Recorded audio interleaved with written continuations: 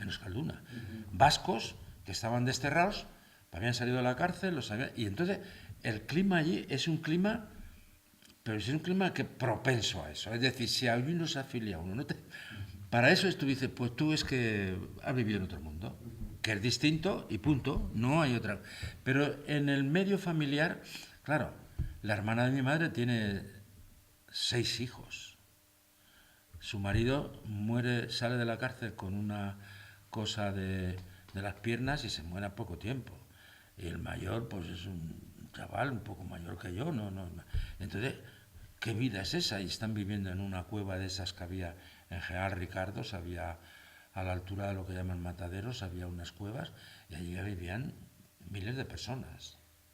Entonces, ese ambiente, y luego, claro, que mi padre, pese a todas las prevenciones, se convierte su casa, o la casa de mis padres, en un buzón del PC.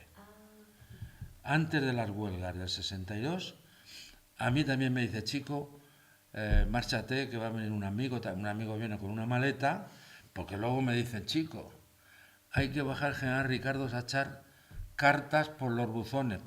Ahí ya, en esa época yo ya estoy en eso de los libros, en eso de la propaganda, entran algunos mundos obreros, se hacen colectas con una atención y con una prudencia enorme, porque toda aquella gente sabe lo que se juega.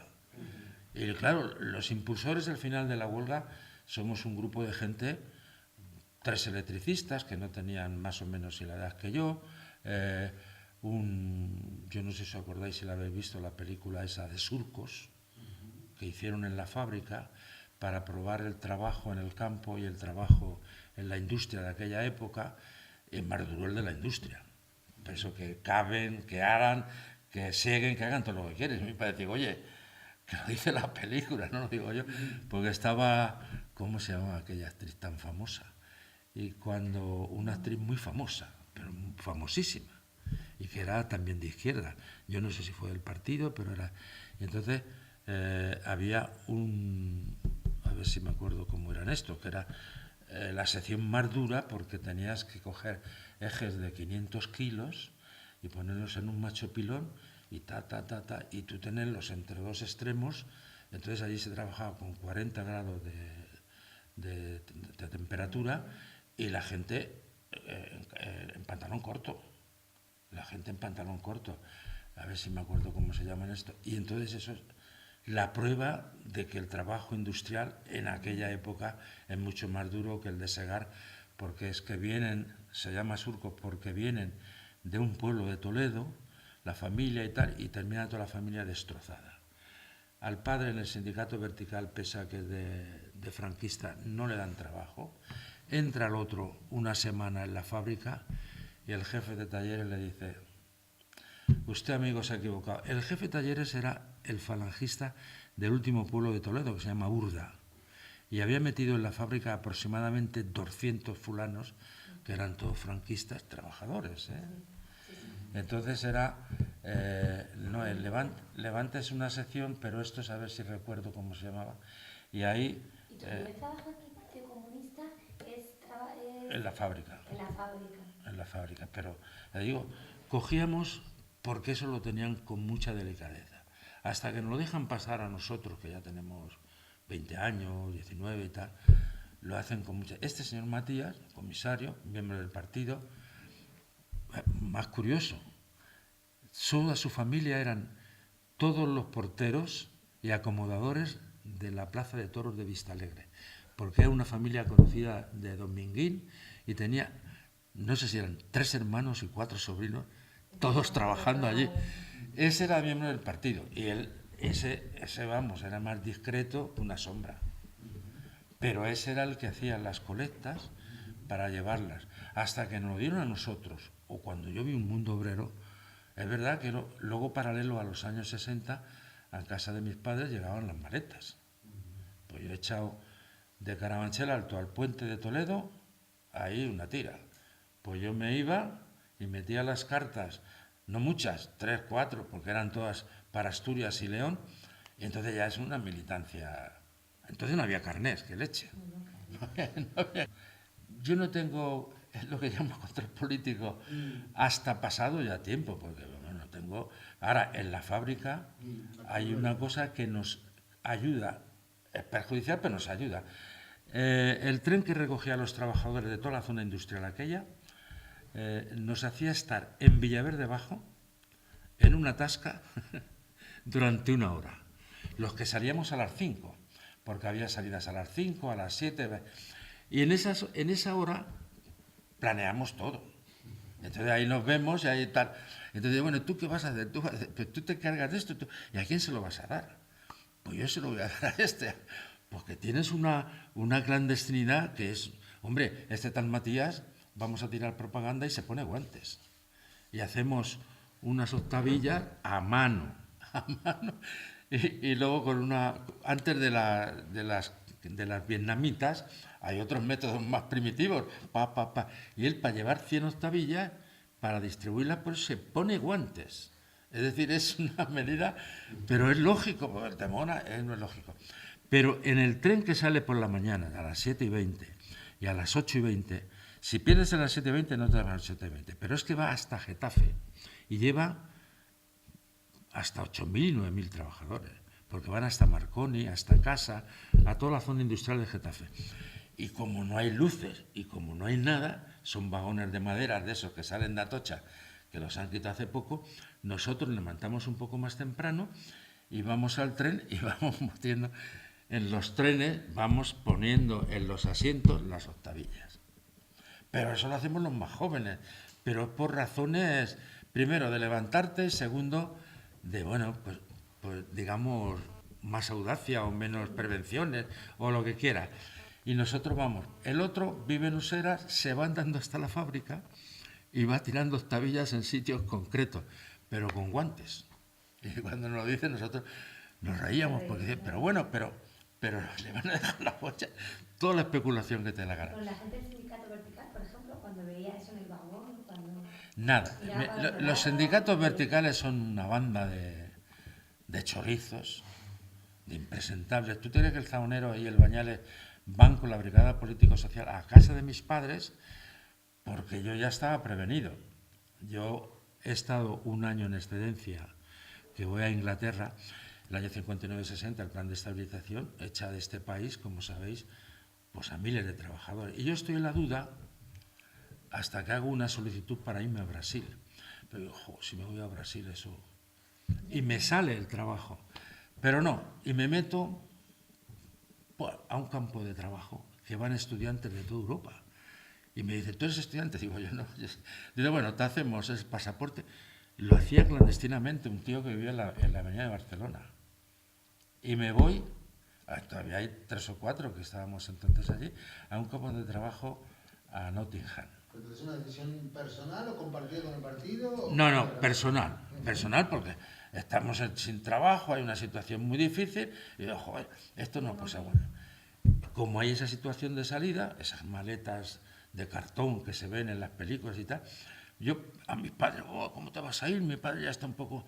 Mi padre ya se le ha pasado el primitivo y tal, pero bueno, yo digo que me voy a ver, y a mí me atrae Londres más que Riojanito, yo qué sé.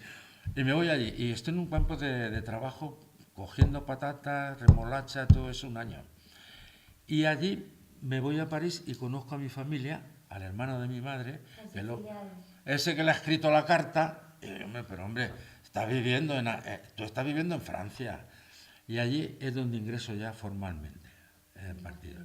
Y además ingreso formalmente porque mi tío está en el comité de Francia, que lo llamaban, que era el que llevaba las relaciones con toda la inmigración de Europa. Y allí conozco a Julián Grimau. Bueno, se presenta un señor que luego sé que es Julián Grimau.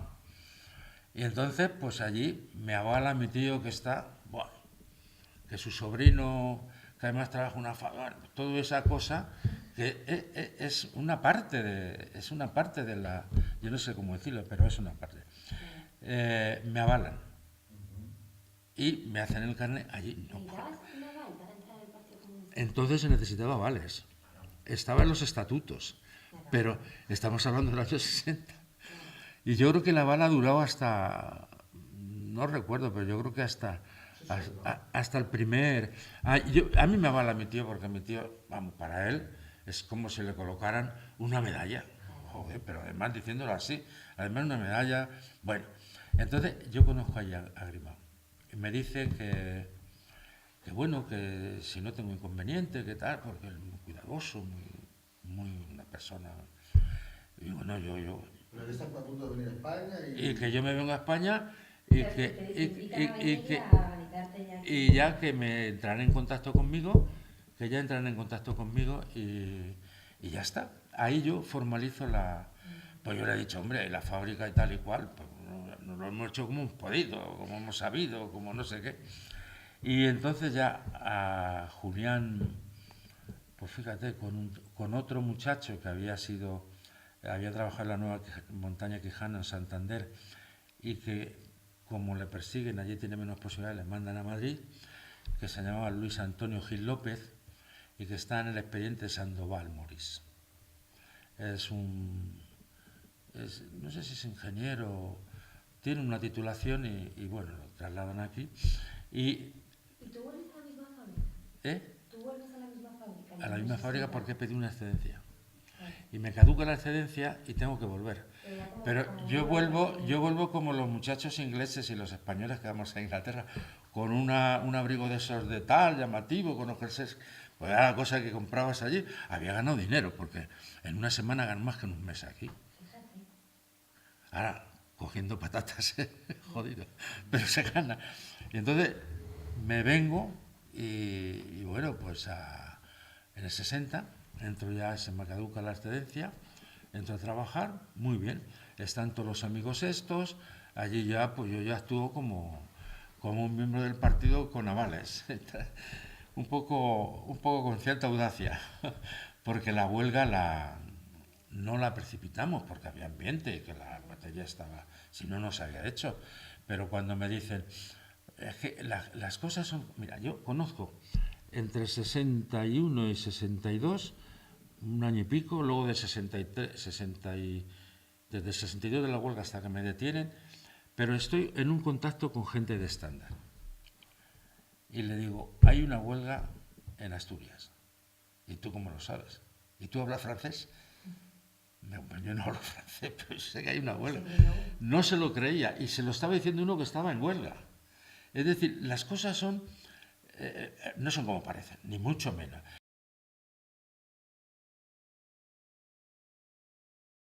A Julián le detienen en el 62 a finales. 62 finales. Vale. Y lo matan en el 63. En el 63. A Julián lo detienen en esta historia, pues después de una reunión que hemos tenido. A lo mejor os suena los personajes, un tal Alberto Llévenes, que ejerció de periodista, que tenía sus padres o su madre, porque su padre era uno de los primeros con rato de la radio en el franquismo y era un valenciano con mucho dinero y tenía varios comercios importantes en Madrid que se llamaban Alfa Llévenes. Uno tan importante como era la ampliación del Corte Inglés esa de Callao. Ahí tenían estos un edificio tremendo. Y eso era un realizador de televisión que entró en el partido que se llamaba Valentín Andrés Álvarez, que su padre era catedrático de economía y amigo de Fraga. Amigo de Fraga. Que Fraga casi le fulmina cuando supo que firmó el documento para lo de la libertad para lo de los mineros asturianos. Y casi le fulmina. Vamos, Alberto Llévenes. Alberto Llévenes era el periodista que estuvo un poco tiempo es un chico que se suicidó, tenía una vida bastante aventurera y tal, pero había llegado a partir de amigos y tal, como el Valentín Andrés Álvarez, porque Valentín Andrés Álvarez era realizador de televisión de los años 50 y tanto, ese sí que se puede comprobar, pero además estaba casada con la hija del embajador americano en Madrid. Es que esto es una historia toda.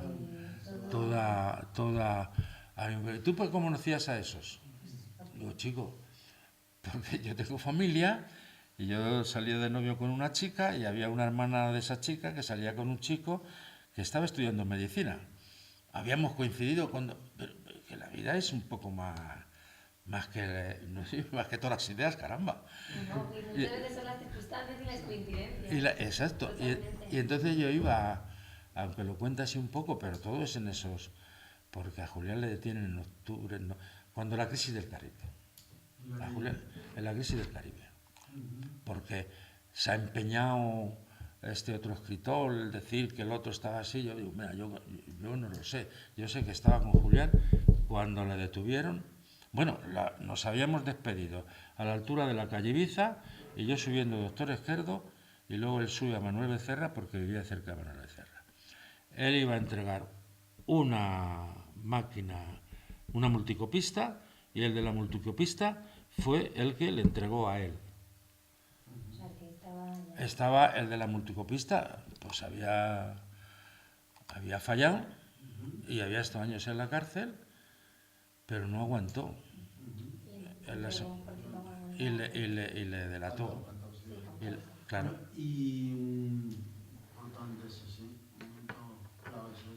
Y tú, estamos en estos 63 y tú caes, te meten en la cárcel cuando caes en el 67. 5. 65. Yo estoy casi 3 años justo en lo que es la ilegalidad total.